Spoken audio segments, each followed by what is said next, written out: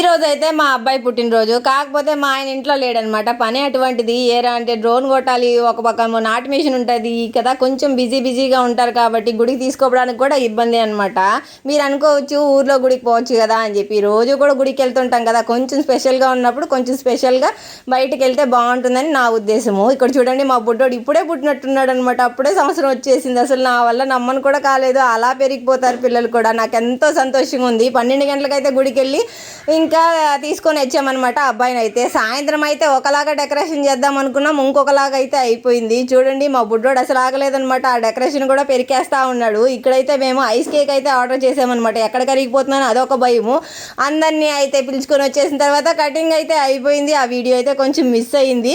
చూడండి, ఇక్కడ మా చిన్నమామ దగ్గర ఆశీర్వాదం అయితే తీసుకుంటున్నాడు. మొత్తం కూడా కేక్ కట్ చేసేసామన్నమాట. కట్ చేసి అందరికీ కూడా పంచేస్తున్నాము.